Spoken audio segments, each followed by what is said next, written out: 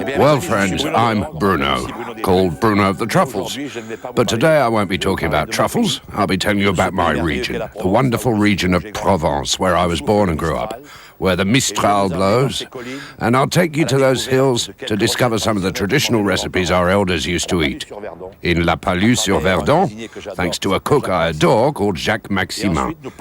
Later, we'll go to the Mediterranean shores to meet my fisherman friends there.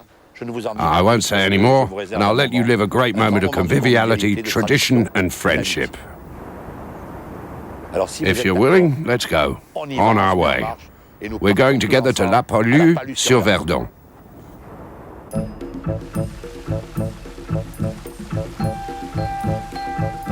This little butterfly wakes up in the morning, stands in front of his mirror, displays his wings. Oh, am I beautiful! I have all colours. I've red, green, yellow, grey, brown. And then he looks carefully. I haven't got blue. Never mind. I'll go down to the river, see the dragonfly. She has blue. So he goes down. On a flower, there was a lovely dragonfly sunbathing. She teases the stalk a while, comes down and says, "What's the matter?" When I woke up, I had all colours except blue. You have it on your wings. Could you give me just a little bit of it? Just to pass the summer. I've got just enough for myself. The butterfly says, "Sorry to have bothered you for nothing at all." But why's that? But by a stroke of luck, I've just realised by stretching my wings that I have some blue. But blue? Where? In my heart. Well, that remains to be seen. But friends, the butterfly didn't chicken out, as if he had a great zipper. The butterfly unzips his heart, just like that, with a snap. The dragonfly was staggered. Well, one must say, Mr. Butterfly, that you were right. You do have blue in your heart. Has it been there for long? The butterfly says, "You know, madam, if I have blue in my heart, it's because it's the colour of my mother's eyes." Well, it's quite a way to your place. You look tired. Oh, I'm too old to be walking. I've left my car down there because, you know, I'm always a bit afraid of these stony tracks. Yes, but this is paradise, and you have to deserve it. How are you, Jean-Louis? Fine. Happy to see you. I'm bringing the Mozart of French cuisine. Listen, this guy arriving is to cooking what Mozart is to music. He's Jack Maxima. Well, Jacques, this guy was worried stiff. Kept saying, "Where's your friend?" How are you? Are you a musician? Who said musician? Shall we proceed? Let's go. Let's get dressed for it, because it's getting late. We're in the middle of the gorges of the Verdon, in France's most beautiful region, in a quite magical place. It really is magical. So tell me, with the ingredients you've found, what are you going to cook? To start with, we'll be preparing a truffle stew. With eggs, of course, olive oil, salt, pepper, and the whites of those Chinese cabbage. The white stalks. The whites shrunk, to be followed by the traditional boar casserole. The regional hunter's dish. Well, not exactly. Not my favourite dish, but... Not the orange itself. But since it's your cooking, I'll willingly eat Just it. the zest of the orange. So, well... My grandmother did it. Well, in the marinated boar, there's thyme, bay leaves, herbs, garlic, parsley, and that's enough. This is the kind of context in which people did their cooking with what they had at hand. I call that vicinity cooking. I'll be preparing some potato gnocchi, which is the trimmings. Not necessarily so, but it's the basic part of the boar casserole. Gnocchi's made out of potato, of course. So now we're getting two woodcocks, obviously. Yes, woodcocks. As everybody knows, we've the right to hunt them. But not to eat them at a restaurant. And cook them, but not in a restaurant. It's forbidden. I'm just going to roast this woodcock. The thing is to cook the leg medium, but leave the fillet completely pink and underdone. Right. Then with the innards... And what will you do with them? The innards and liver, I will pound them with some shallot, some vinegar, on a large slice of toasted bread, rubbed with garlic. I'll spread the innards and liver, add on top the underdone woodcock fillet, and have the leg separately. Naturally, we'll end up with a very rustic dessert, pear and apple pie. We have here Granny Smith's, rennets, and an Anjou apple. Pears, these are lovelies, no problem. And golden raisins, which were once called patrollers. Patrollers from patrol, meaning that this pie could be taken on a trip. To sum up, raisins, apples, pears, not ripe. Above all, not ripe. Right. So I've prepared a dish, a gratin, which has been first glazed, sugared, made of fruit segments, of course, such as those you see here. Already prepared. A few raisins. Already prepared. We pour this in the middle. We want to have simple, tasty things, and there you are. Voilà. That's it. A glass of water From the tap. to get the juice out of the raisins. I see. And then You cover it with your pastry. a pie crust. A mere pie crust. That's it. Nothing complicated. Usually it's the perfect size, but I did prick the pastry. I saw you did, yeah. So I'll dig a little chimney, though it will allow the steam from the fruit to get out and help the pastry cook properly too. On the other hand, it must cook for an hour and a half in a low oven, that is about 180 degrees, Yes? so that it caramelizes. Fine. Put it in the oven. It's ready now. Go ahead. These are dishes you don't see anymore. The recipe's long gone. But it's a good thing for guys like him with a high level of cooking to return to such simplicity, because nowadays it's simple things we have to enhance. It's only through such enhanced simplicity that we can rediscover the enjoyment of our taste buds.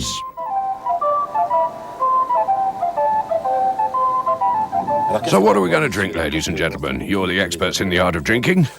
What should we drink with this meal concocted by Jack Maxima, our French Mozart of cuisine? Go ahead, Christian. What would you say? I think a truffle stew deserves a very pleasant white wine. Quite. A 2 or 3 year old wine, a regional white wine from our vintages, a white Grenache or Durol. A Durol. That's it. So we'll have the Chateau d'Allier with the boar casserole? I guess it's a 2001 vintage, much younger. But even so, I think it goes very well. It suits perfectly that casserole, I believe. What did you add to it? Just pepper and salt. Was that all? Some olive oil for the time being. Only that? The natural way. Well, now I'll add some rinds, see? And a calf's foot. A chopped up calf's foot. Just one. That'll give the gelatine taste. But my granny used to do that. Then carrots, Carrots now. onions, garlic, thyme, bay leaves, and celery. You mix it all. It'll all melt together because the whole will be simmering for 4 to 5 hours. Just very gently. Just simmering. That's it. I have it marinating in white wine. White wine. Of course. My mother does it with red wine. Does she? Red wine? Where? Here in the Var. In the Var? Yes. Well, in our place it isn't. I've tasted an exceptional condiment. The casserole really can't do without. It's orange rinds. In thin strips. In thin strips, yes. Just a hint. Then add a little flour. There. Not too much, huh? Because it'll naturally thicken with the calf's foot, see? It'll turn into a kind of slightly thick syrup. I now let the flour cook for a while. When do you add the wine? And now, see? The wine. White wine. Well, I'd be tempted to add 3 times as much. Oh, no, that's enough. It's going to disgorge its juice. I've had it marinating already. And now, well, time will work it out, and it's going to take about 4 hours. 4 hours? Easily. 4 or 5 hours, especially with the boar. This is a shoulder of boar. 4 hours. Time enough to go and see about the ewes, play some bowls, drink a pastis, even have a nap. Exactly, you've got it. And when we wake up, come and see how it's doing.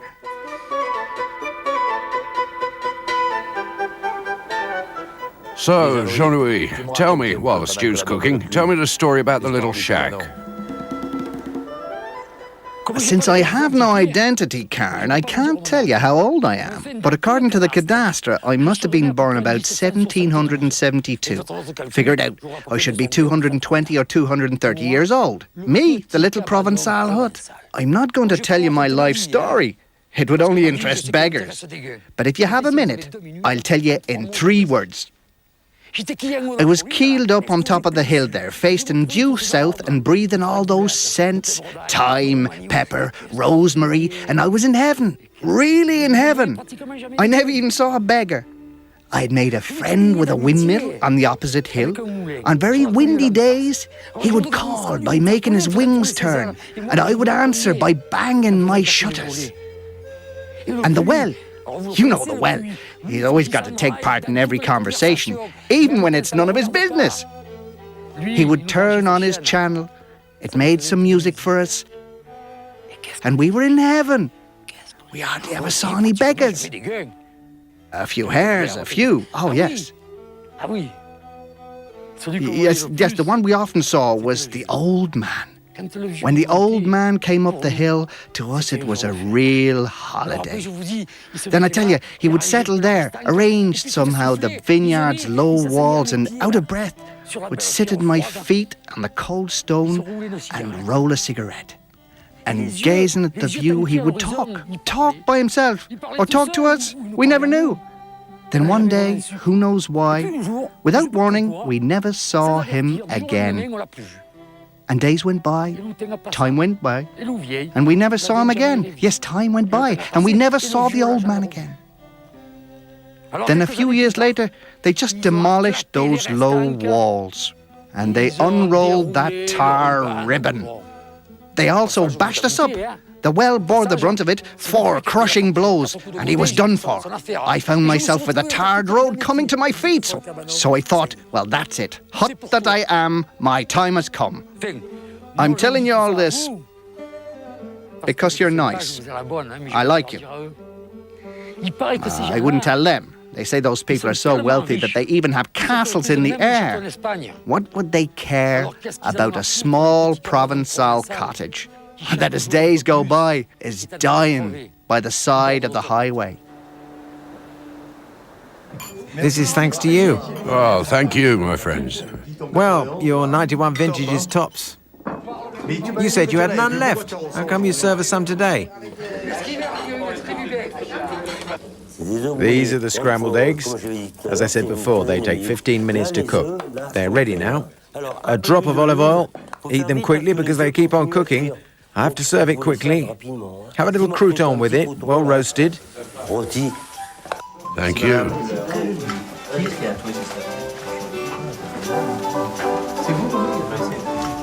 Of course, the stew could be cut up. It depends on the region. More or less finely. You certainly are Mozart. Some Mozart, let me tell you. Usually it's overcooked, but this... Oh, this one is just right. That's why it's Listen, lovely. Jack... It's exceptional.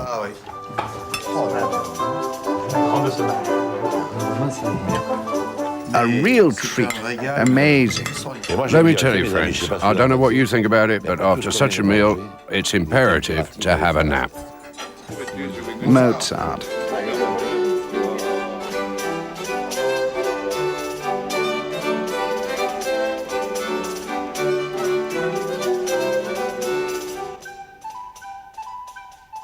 In France, we say we have no petroleum. It's true enough, but we have ideas. The lady I'm going to see is called Marcel. She doesn't know I'm coming. She retired on a Monday, June the 24th, and on July the 1st, she was making jams. Now, follow me, I'll tell you about it. Come on. I made inquiries, and they told me, go see Marcel. Her jams are exceptional. I said, how's that? Where did she learn to do it? So the villagers told me, what do you mean, how? With her grandmothers and aunts. Isn't that true? Oh, yes, and got all their little secrets. This is a bigarade marmalade.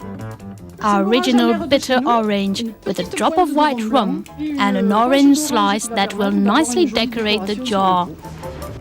So how about tasting some of your jams? I'm ready. I haven't come to be kidding around. Really? I've been told what you do is good. I want to find out about it. I'll have you taste one of my specialities.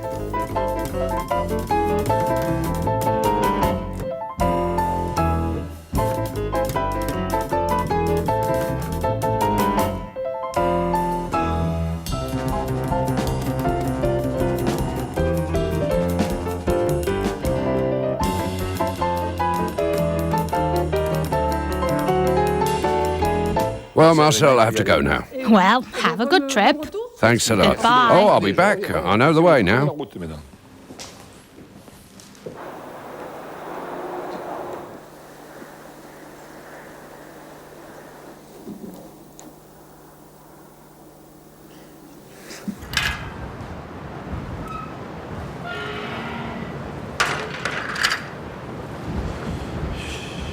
The Mistral wind is blowing, a permanent feature of Provence. You know where I'm going? I made a stop as I was coming down from the farm, because when I go and see my fisherman friends, they don't just want to drink fizzy drinks. So, I'll see if they have any nice rosé or some white. At the Chateau d'Allier, there's anything you like. I'm on my way there. They'd enjoy the rosé too. So, what'll they drink then? Well, we'll have them drink the 2003 vintage rosé. Rather dry. And I'll also give you some white. You'll see. That other vintage we have is the best. Remember, there's about 20 of us. Meaning what? Well, I left my car down there. Yes? With the boot open? Oh, it always is. See, Michel gets it.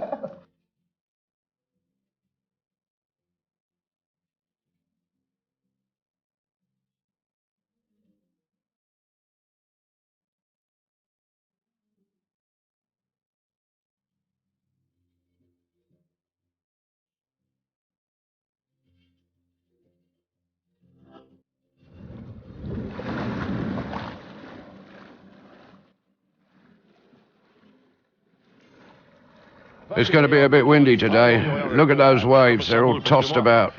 You know, I'm a mountain man, me. I'm a landlubber. I'm no fisherman at all. Nothing to get excited about, just a few whiffs of air, nothing. We'll be under the cover, so what? If I'm seasick, you'll cuddle me, right? No problem. Look at that. Toulon is the loveliest bay in Europe. And I'm being modest. I'd even say it's the loveliest bay in the world. Even the Brazilians envy us our bay, pal. Tell me, the harbour of Toulon means a lot of historical events, right? Oh, yes, the most incredible stories. Here, you see, between the Royal Tower, also called the Big Tower, and the Balaguier Tower, the small tower, what do you think they did? They fastened a chain across. A 4,000-foot-long chain to prevent ships from sailing into the harbour. Just imagine, Barbarossa occupied our city for 4 years. He'd attacked us with 110 galleys, the bastard. Well, if you cook as well as you tell stories, we'll be having a delicious meal at noon. Tell me what the menu was. Let's have a drink to get warm. Listen, we'll have a nice pastis and 4 mussels. Fresh one, see? Flambé with the pastis, to pep up that flavour. If you like. Then we'll grill 4 sardines, and since we're fishermen, we'll do it ourselves. Yeah, that's it. Then, as an entree, we'll have stuffed sardines. Better and better. You see, it might put ideas into some people's heads. What's in the stuffing? Well, you know, in Toulon, poverty was invented for us. Indeed. So, well, we make do with a hunk of bread, some garlic, parsley, salt, pepper. Not bad, huh? And to finish the meal, a casserole of octopus. Sounds fine. Done with white or red wine? Ah, if I tell you that. I don't know. Well, if you don't say, how can I? Red wine. Done with red wine.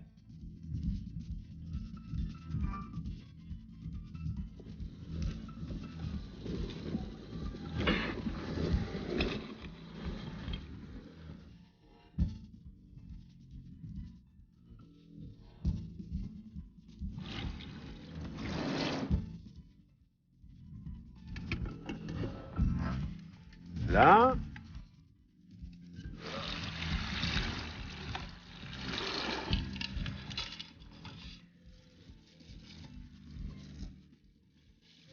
Well, now, tell me how you stuff those sardines. First, what's the stuffing made of, and then how do you cook them? Well, listen, it's very simple. I'm going to do the recipe my mother did. Stuffed sardines was a delight for the whole family. We have the sardines, which I'll cut open first, ready for the stuffing. The stuffing's ingredients are Stale bread, soaked in a little milk, plenty of parsley, which must be, as you see, quite fresh, garlic, plenty of garlic, which we'll pound, quite simple. We'll pound it, yeah. With a mortar, there it is, like that. We pound it completely. We thicken it with eggs to have the stuffing keep together, you see. First we've washed the sardines with water, then we hold them with our fingers and take off the backbone. And as we do so, we hold the head between the thumb and forefinger, pinch it and tear off the head, and the guts and the ventral fishbone will come too. That needs some gauby, see? What's gauby? You keep using that word. Gauby is both skill and cleverness, the know-how. Common sense. Common sense. Okay. In a word, common sense. It's a matter of getting your thumb between the fillet and the backbone. Right. So now it's... You've opened it. I've split it in two and unstuck the bone on the other side. Delicately. It's a delicate thing. That's where you need gauby, right? We're now at 5 or 6 millimeters from the Very tail. precise. We break the bone And pull. and pull. We flatten it, and you'll notice that the ventral fish bones hold on to the central bone. We now have our fillet in hand. We get some of the stuffing. Of the stuffing made of bread, Right. milk, parsley and garlic with egg to thicken it. Quite. You can see we roll it all with the end of the fish bone Stuck inside. stuck inside, and there our sardine is ready to be put On the plate. on the plate. And here is what it looks like once it's been in the oven for 20 minutes at 200 degrees. Well, it doesn't look bad. It doesn't, does it? We'll be eating them? Of course. The good thing is that you can eat it cold as well as hot. Oh, hands off. Oh, I just meant to see if it's stuck to the plate. If it... Well, it is rather... once you unstick them, they come nicely. May I, one? Go ahead, enjoy yourself, man. So, that was the recipe for stuffed sardines. Come on, andiamo.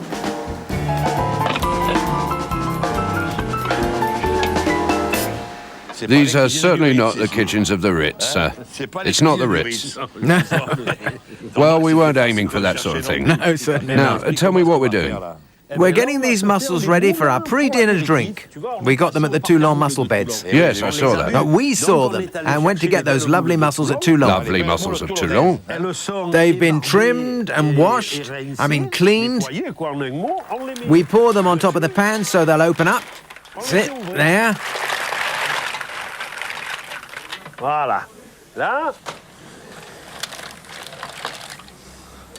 You manage quite well, don't you? With the basic material, one can manage lovely meals, right? That's what gauby is. What's the shallot for? To bring out more flavour, see? I see. It doesn't hurt. It even does it good. It even does it good. I think it's a very good idea. Well, now, A drop of pastis a on it? large drop. Well, don't be shy about it, huh? It's ready, lads. They really taste of pastis. And of shallot.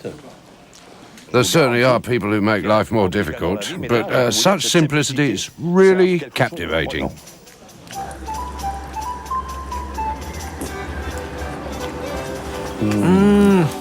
Perfect.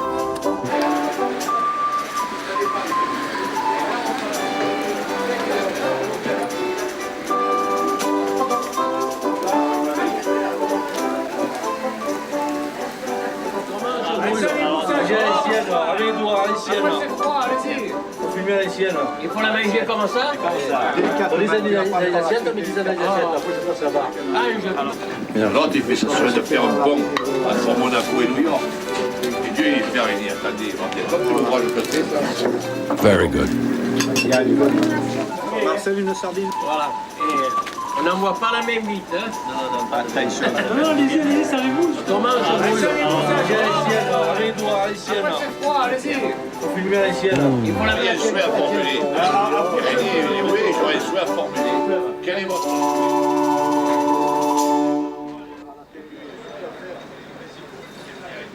Sometimes we try and complicate things, and we just lose our roots and those traditions. We must protect them, just like the birds, the fauna and the flora.